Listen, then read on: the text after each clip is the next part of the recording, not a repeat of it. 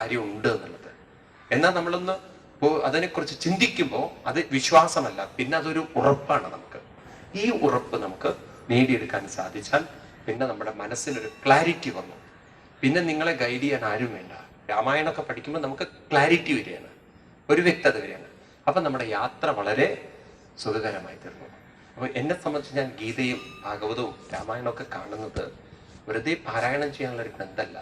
നമ്മളുടെ ഉള്ളിലിരിക്കുന്ന ദൈവിക ശക്തിയെ, ഈശ്വര ശക്തിയെ അനുഭവിച്ചറിയാൻ എങ്ങനെയൊക്കെ നമുക്കത് പ്രയോജനപ്പെടുത്താം, അത് നമുക്ക് കാണിച്ചു തരുന്ന ഒരു വഴി, കാണിച്ചു തരുന്ന റൂട്ട് കാണിച്ചു തരുന്ന ഒരു ഗ്രന്ഥമാണത്. ആ രൂപത്തിൽ നമ്മളത് എടുത്തു കഴിഞ്ഞല്ലോ, ഇത് നമ്മുടെ ജീവിതത്തിൽ വലിയൊരു ഗൈഡ് തന്നെയാണ്. ആ ഒരു രീതിയിൽ നമ്മളതിനെ കാണണം. അപ്പം ഇങ്ങനെ നമ്മൾ ഈ കഥകളൊക്കെ പല കഥകളൊക്കെ കണ്ടു. വിശ്വാമിത്ര മഹർഷി 2 മന്ത്രങ്ങൾ കൊടുത്തു, ബലയെന്നും അതിബലയെന്നും. ബല എന്ന് പറയുന്നത്, ശ്രദ്ധിക്കണേ, ലോകത്തെ ഡിപ്പെൻഡ് ചെയ്യുന്നത് ബല, ആത്മാവിനെ ഡിപ്പെൻഡ് ചെയ്യുന്നത് അതിബല. നമുക്ക് ഈ വ്യവഹാര ലോകത്തിൽ ലോകത്തിനെയും ഡിപ്പെൻഡ് ചെയ്യണം, എന്നാൽ നമ്മുടെ സ്വന്തം വ്യക്തി ജീവിതത്തിൽ ആരെ ഡിപ്പെൻഡ് ചെയ്യാൻ പഠിക്കണം? ഉള്ളിൽ നിറഞ്ഞിരിക്കുന്ന ഭഗവാൻ. അതെന്തിനാണത്? ലോകത്തെ ഡിപ്പെൻഡ് ചെയ്യുന്നത് ഒരു കാലഘട്ടം വരെ നടക്കുള്ളൂ. ഇപ്പം നമുക്ക് ജോലി, ശമ്പളം, കുടുംബം, ഇതൊക്കെ ഒരു പരിധി വരെ നമ്മളെ കൂടെ ഉള്ളൂ, അല്ലേ? 55 വയസ്സ് കഴിഞ്ഞാൽ 60 വയസ്സ് കഴിഞ്ഞാൽ ജോലിയില്ല, ഉണ്ടോ?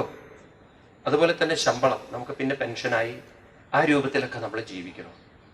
ഇനി അത് കഴിഞ്ഞ് കുട്ടികൾ, അവരൊക്കെ കല്യാണം കഴിച്ച് അവരുടെ ലോകത്തിൽ പോകുന്നവരെ അവരെ ഡിപ്പെൻഡ് ചെയ്യാൻ പറ്റുള്ളൂ, ആണോ? ഇങ്ങനെ ഓരോന്ന് നോക്കുമ്പോഴും നമുക്ക് കാണാം, ബാഹ്യമായിട്ടുള്ള ബന്ധം എന്ന് പറയുന്നത് അതിനൊരു പരിധിയുണ്ട്. ഇപ്പം നിങ്ങൾ വീടെടുത്ത് താമസിച്ചാലും ആ വീടെടുത്ത് താമസിച്ച് നമ്മൾ അതിനേക്ക് ആശ്രയിക്കുമ്പോഴും ഒരു പാരലിറ്റിക് അറ്റാക്ക് മതി. ഞാനൊരു അങ്കിളിനെ കണ്ടിട്ടുള്ളത്, പാവത്തെയും വലിയൊരു വീടൊക്കെ എടുത്തു താമസിക്കാനൊക്കെ വേണ്ടിയിട്ട്, റിട്ടയർ ചെയ്തിട്ടുള്ള ശമ്പളമൊക്കെ പണമൊക്കെ ഇൻവെസ്റ്റ് ചെയ്തിട്ട് താമസം തുടങ്ങിയപ്പോഴേക്കും പാരലിറ്റിക് അറ്റാക്ക്. വീൽ ചെയറിന്ന് അങ്ങോട്ടും ഇങ്ങോട്ടും നീങ്ങാൻ പറ്റില്ല. സ്വന്തം വീട്ടിലുണ്ടല്ലോ, മുറികൾ പോലും കാണാൻ പറ്റാത്ത അവസ്ഥയിലൊക്കെ ആയിട്ട് ഇരുന്നിരിപ്പില്ല. ഒന്ന് ടോയ്ലറ്റിൽ പോകണമെന്നുണ്ടെങ്കിൽ തന്നെ ആരെങ്കിലും പിടിച്ച് ടോയ്ലറ്റ് കൊണ്ടിരുത്തണം. അപ്പൊ നോക്കൂ, നമ്മുടെ എല്ലാ ഡിപ്പെൻഡൻസിയും ഒരു പരിധി വരെ നമ്മുടെ കൂട്ടുന്നു. സത്യമാണല്ലോ അത്. ഒരിക്കൽ പോയി കഴിഞ്ഞാൽ, ബാലൻസ് പോയി കഴിഞ്ഞാൽ എന്തുണ്ടായിട്ടും കാര്യമില്ല. അപ്പൊ പിന്നെ അങ്ങനെയൊക്കെയുള്ളൊരു സിറ്റുവേഷനിൽ ആര് ബലം തരും നമുക്ക്?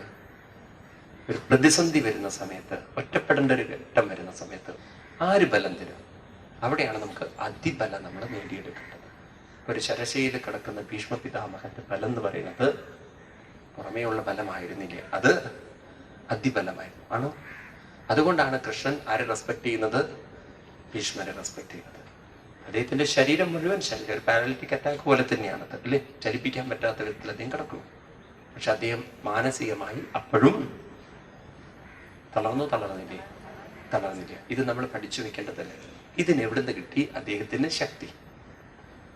അപ്പോഴാണ് നമ്മൾ തിരിച്ചറിയേണ്ടത്, ആ മനസ്സിനെ അദ്ദേഹം എവിടേക്ക് നയിച്ചു?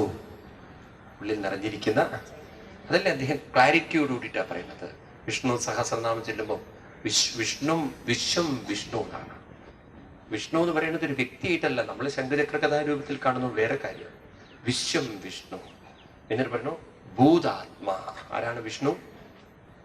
ഭൂതാത്മാ, എല്ലാ ഭൂതങ്ങളുടെയും. അപ്പൊ സ്വാമി, നമ്മുടെ ആത്മാവല്ലേ? കാരണം നമ്മൾ ഭൂതം എന്ന് പറയുന്നത് പ്രേതത്തിന്റെ ഏട്ടനായിട്ടാണ് കാണുക. ആ ഭൂതത്തെ അല്ല ഇവിടെ പറയുന്നത്. ഇവിടെ ഭൂതം എന്ന് പറഞ്ഞാൽ പഞ്ചഭൂതാത്മകമായ ശരീരങ്ങളുടെയൊക്കെ ആത്മാവാണ് ആര്? വിഷ്ണു. നമ്മുടെ ഓരോരുത്തരുടെയും ഉള്ളിൽ നിറഞ്ഞിരിക്കുന്ന പരമാത്മാവ് തന്നെയാണ്. ഇപ്പൊ വിഷ്ണു സഹസ്രനാമം ആരെ കുറിച്ചാണ് ചൊല്ലുന്നത്? നിങ്ങളുടെ മുത്തശ്ശനെ കുറിച്ചല്ല ചൊല്ലുന്നത്. ആരെ കുറിച്ചാണ് ചൊല്ലുന്നത്? നമ്മളെ ഉള്ളിലിരിക്കുന്ന ഭഗവാനെ കുറിച്ച് ഇങ്ങനെ പറയാണ്. ഇതാണ് വിഷ്ണു. ഇതൊക്കെ മനസ്സിലാക്കിയാൽ സർവപ്രകടനായ എല്ലാ വിഷമങ്ങളെയും നമുക്ക് പ്രകടനം ചെയ്യാൻ സാധിക്കും. ഇതൊക്കെയാണ് വിഷ്ണു സഹസ്രനാമം. ശ്രീരാമസ്വാമിയാകുന്ന ബുദ്ധി, സീതയാകുന്ന മനസ്സ്, ഇതിൻ്റെ രണ്ടിൻ്റെയും സമന്വയമായിരിക്കാം സീതാ സ്വയംവരം.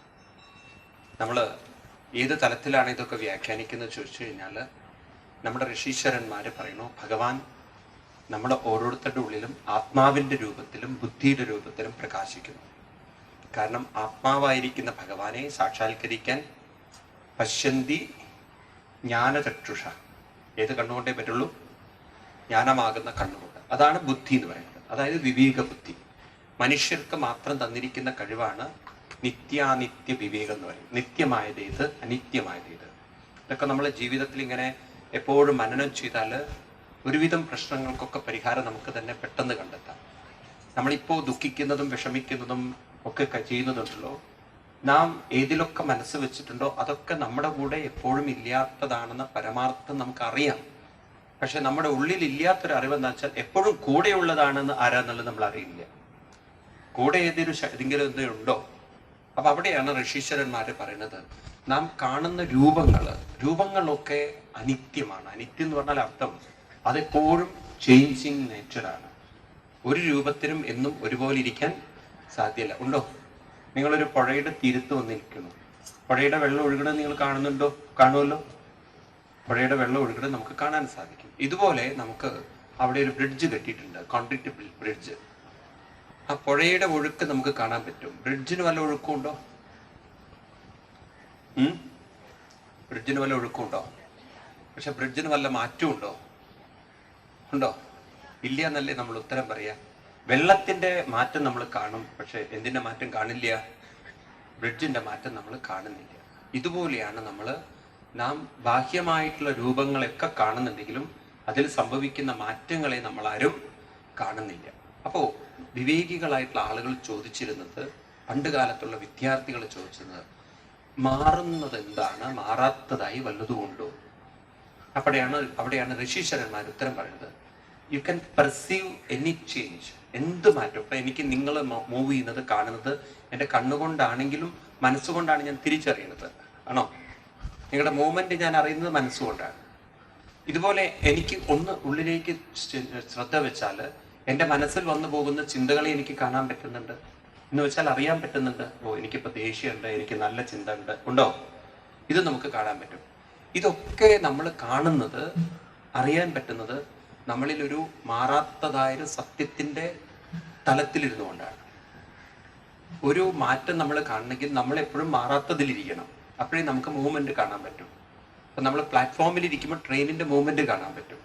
ട്രെയിനിൽ ഇരുന്നാൽ നമ്മൾ ട്രെയിനിന്റെ മൂവ്മെന്റ് അല്ല കാണാൻ, നമുക്ക് തോന്നുക പ്ലാറ്റ്ഫോമിന്റെ മൂവ്മെന്റാണ് നമ്മൾ കാണാൻ.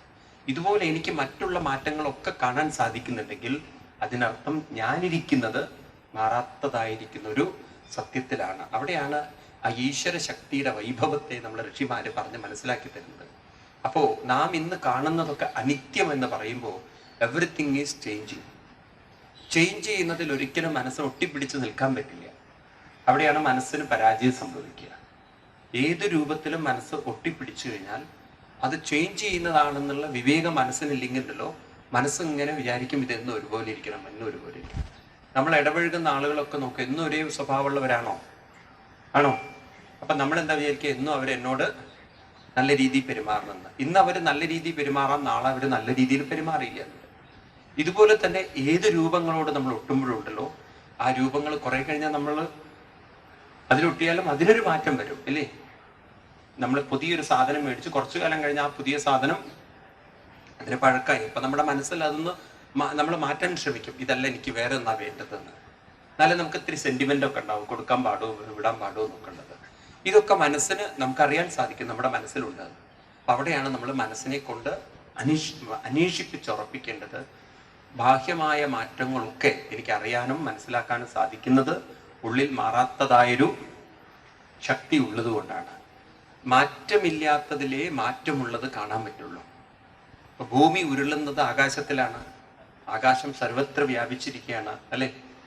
അവിടെയാണ് ഈ ചേഞ്ച് നടക്കുന്നത്. അപ്പൊ എൻ്റെ ശരീരം മാറുന്നു, എൻ്റെ ചിന്തകൾ മാറുന്നു, തീർച്ചയായിട്ടും എന്നിലും എന്തുണ്ടാവണം? മാറാത്തതായൊരു സത്യമുണ്ടാവണം.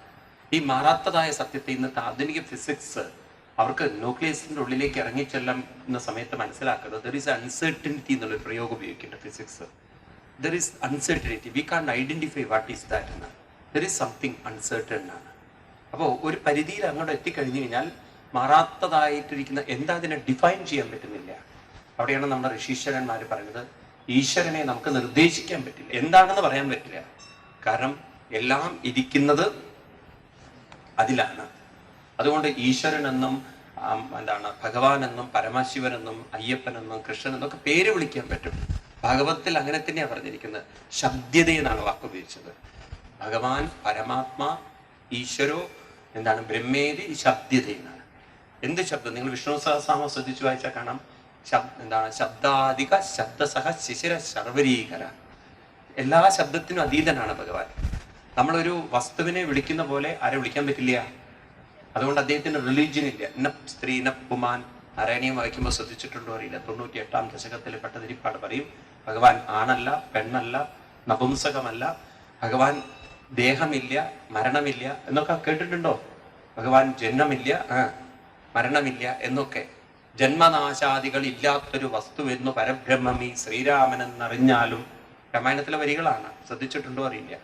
ജനന മരണം ഇല്ലാത്തവനാണ് ശ്രീരാമൻ. അപ്പൊ അങ്ങനെയുള്ളൊരു സത്യത്തിലാണ് നമ്മുടെ ഈ മനസ്സ് നിൽക്കുന്നതെന്ന് തിരിച്ചറിഞ്ഞാൽ, നിത്യം ഇതാണെങ്കിൽ നാം അനിത്യത്തെ ഓർത്ത് ദുഃഖിക്കുമ്പോഴും വേണമെങ്കിൽ നമുക്ക് മനസ്സിനെ ആരിലേക്ക് കൊണ്ടുവരാം? നിത്യതയിലേക്ക്. അപ്പൊ മനസ്സിനെ നമ്മൾ അനിത്യതയിൽ നിന്ന് നിത്യതയിലേക്ക് കൊണ്ടുവരാനുള്ളൊരു കഴിവ്, ഇതിനെയാണ് ആത്മീയത എന്ന് പറയുക.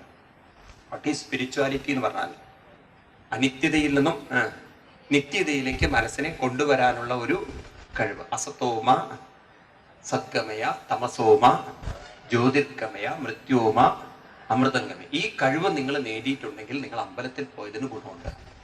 ഈ കഴിവ് നിങ്ങൾ നേടിയെടുത്തിട്ടില്ലെങ്കിൽ എത്ര ജന്മങ്ങളിൽ അമ്പലത്തിൽ പോയിട്ടും കാര്യമില്ല. ഉള്ള സത്യം തുറന്നു പറയാട്ടോ ഞാൻ. ഇത് നമ്മൾ പ്രാക്ടീസ് ചെയ്തെടുക്കുന്ന വേണം. നമ്മുടെ ജീവിതത്തിൽ ദുഃഖങ്ങളൊക്കെ വരുന്നത് ഇപ്പൊ കുട്ടികളിലൂടെ ദുഃഖം, വീട്ടുകാരിലൂടെ ദുഃഖം, സമ്പത്ത് പോകുമ്പോൾ എന്തെങ്കിലും ദുഃഖം, ശാരീരിക രോഗങ്ങൾ വരുമ്പോൾ ദുഃഖം. ഈ ദുഃഖങ്ങളൊക്കെ മനസ്സതിലേക്ക് തിരിയുമ്പോഴാണുള്ളത്, ആണോ? ഇപ്പം നമുക്ക് വേണ്ടപ്പെട്ട ഒരാൾ മരിച്ചു എന്ന് വിചാരിക്കുക. ആ മരിച്ച ദുഃഖം എന്നെ ബാധിക്കുന്നത് ഞാനത് അറിയുമ്പോഴാണ്. അയാളുടെ മരണമല്ല എന്നെ തളർത്തുന്നത്. ഒരാള് ഉറക്കത്തിൽ മരിച്ചു പോയാൽ അതിന്റെ അടുത്തിരിക്കുന്ന ആൾ ഒരിക്കലും കരയുന്നില്ല, കാരണം അയാൾ അറിയുന്നില്ല. അതുപോലെ നിങ്ങളുടെ പേഴ്സ് വിചാരിക്കുക, നിങ്ങൾ ദുഃഖിക്കില്ല ഒരിക്കലും. ഏതുവരെ? അറിയുന്നത് വരെ. ഇനിയിപ്പൊ നിങ്ങൾക്ക് വലിയ രോഗം ഉണ്ടെന്ന് വിചാരിക്കുക, നിങ്ങൾക്ക് ഒരു ദുഃഖവും ഇല്ല. എപ്പോഴാ ദുഃഖം വരിക? ഡോക്ടർ പറയാണ് കുഴപ്പത്തിലാട്ടോ കാര്യം എന്ന് പറയുമ്പോഴേ ദുഃഖമുള്ളൂ. അപ്പോ എല്ലാ പ്രശ്നങ്ങളും ഉണ്ടാക്കുന്നത് പ്രശ്നങ്ങളല്ല, നമ്മൾ അതിനെക്കുറിച്ച് അറിയുമ്പോഴാണ്. നമ്മൾ അറിയാതിരിക്കുന്ന ഒരേ ഒരു സമയം എപ്പോഴാ? ഉറങ്ങുമ്പോഴാണ്. അതുകൊണ്ട് ജീവിതത്തിൽ എന്നും സുഖം അനുഭവിക്കണമെങ്കിൽ, അപ്പൊ എന്റെ സുഖം ഞാൻ പറയുമ്പോൾ നിങ്ങൾക്ക് എല്ലാവർക്കും ഇഷ്ടമുള്ളൊരു കാര്യമാണത്. പോത്തുപോലെ കിടന്നുറങ്ങാറുള്ളത് പറ്റുമോ? അത് സാധ്യമല്ല. എന്തൊരു സുഖമായിരുന്നു അല്ലേ നാല്. പലർക്കും അത് കേൾക്കുമ്പോൾ തന്നെ വലിയ സുഖം. അങ്ങനെ കടന്നുറങ്ങാൻ പറ്റിയായിരുന്നു, എത്ര നന്നായിരുന്നു എന്ന്. അപ്പോൾ ഇതാണ് സത്യം. അപ്പൊ നമുക്ക് അറിയാണ്ടിരിക്കാൻ പറ്റില്ല.